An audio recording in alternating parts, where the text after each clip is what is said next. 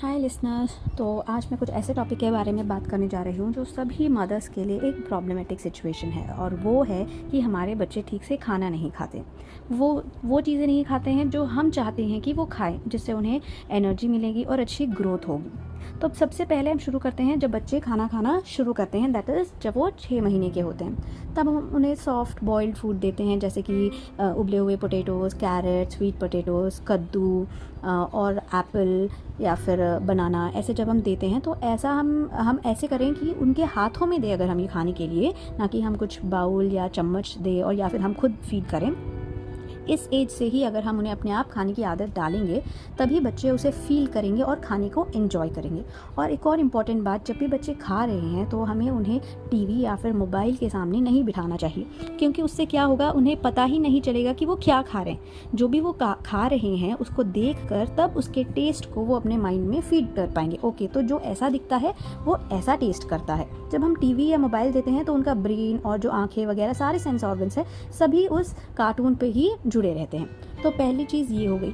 और दूसरी चीज़ है कि हम अपने बच्चों के साथ बैठकर अपना भी खाना खाएं, तभी उन्हें वो एक प्रॉपर मील टाइम लगेगा कि ओके, इस टाइम पर सब लोग मिलकर खाना खाते हैं, तो मुझे भी अपना खाना इस टाइम पर खाना है। चाहे वो हमारा टाइम हो या ना हो, कुछ थोड़ा सा हम भी अपने प्लेट में रखकर बच्चों के साथ बैठकर अगर खाएंगे तो उन्हें वो आदत हो जाएगी। दूसरी चीज़, अब उन्हें डिस्ट्रैक्ट करने के लिए हम थोड़े कलरफुल बाउल्स, कलरफुल स्पून्स या फिर कार्टून कैरेक्टर्स के डिज़ाइनर वगैरह हम यूज़ कर सकते हैं और खेल खेल में उन्हें खाना खिला सकते हैं। तो ये हो गई है बात छोटे बच्चों की, जो बोल नहीं सकते हैं, जिनका अपना कुछ अभी तक कोई एक पर्टिकुलर चॉइस डेवलप नहीं हुआ होता। अब हम बात करते हैं उन बच्चों की जिनकी चॉइसेस होती है, जो है 3, 4 या 5 ईयर्स के बच्चे, जो बोलना भी सीख जाते हैं। तो अब इनके क्या हो जाते हैं कि टैंट्रम्स बढ़ जाते हैं। जैसे कि एज वैसे ही टैंट्रम।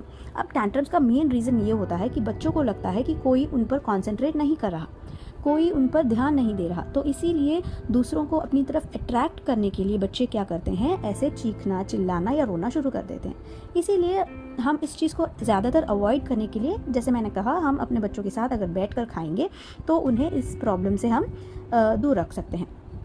दूसरी बात, हम बच्चों को उनकी चॉइस के हिसाब से अगर खाना खिलाना शुरू करें, या दैट मीन्स कि हम पहले उनको ऑप्शंस दे देंगे कि ये चीज़ें हैं जो हेल्दी हैं, जैसे आप फ्रूट्स, वेजिटेबल्स, जो भी आप अपने बच्चों को खिलाना चाहते हैं, ड्राई फ्रूट्स वगैरह, और उनमें से वो सेलेक्ट करें।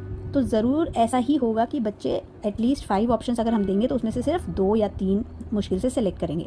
तो जो बाकी जो उन्हें नहीं पसंद है उसका आप एक रेशो बनाएं, जैसे 2:1। 2 दिन आप बच्चों की पसंद का दें और 1 दिन आप ऐसा चीज़ दें जो बच्चों को नहीं पसंद लेकिन वो खाना ज़रूरी है।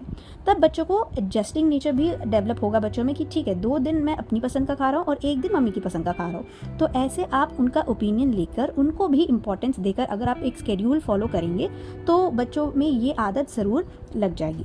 और एक और बात है कि कभी भी हमें बच्चों को फोर्स नहीं करना चाहिए, क्योंकि ऐसा कई बार हो जाता है कि कोई टेस्ट या फिर कोई आइटम जो स्मेल, टेक्सचर वगैरह है वो बच्चों को नहीं पसंद आता और उसका कोई पर्टिकुलर रीज़न नहीं होता। तो हमें उन चीज़ पर भी ध्यान देना चाहिए और उन्हें फोर्स नहीं करना चाहिए। जितना बच्चा खा रहा है हम उतने तक ही उन्हें सीमित रखते हैं। और एक और बात है कि जैसे मैंने कहा, टीवी अवॉइड करना चाहिए। तो आप बच्चों के साथ बैठकर बातें कीजिए कि उनके स्कूल में क्या हुआ है, क्या किया उन्होंने, और अगले दिन उन्हें क्या खाना पसंद है। ऐसे आप बात कर सकते हैं। और आप कुछ ऐसे एनिमेटेड वीडियोस भी दिखाइए जिसमें उस फूड के बारे में बच्चों को बताया जा रहा है कि ये किस तरह से हमारे लिए इम्पॉर्टेंट है, कैसे ये हमें एनर्जी देता है। तो हम ऐसे नहीं, हमें सोचना चाहिए कि बच्चों को समझ में नहीं आता। उस एज में उनको जितना समझ में आता है उतना हमें उन्हें बताना चाहिए। ये नहीं कि हम 2-3 घंटों का उनको लेक्चर दें, बस 5 मिनट 6 मिनट का भी आप अगर वीडियो दिखाएंगे तो उन्हें समझ में आएगा, ठीक है, कैरेट खाने से मेरी आंखों के लिए ये अच्छा है और दूध पीने से मेरे बोन्स के लिए अच्छा है। तो ऐसा जो भी आप फूड इंक्लूड करना चाहते हैं उसके बारे में छोटा छोटा सा आप कोई भी वीडियो अपने बच्चों को दिखा सकते हैं।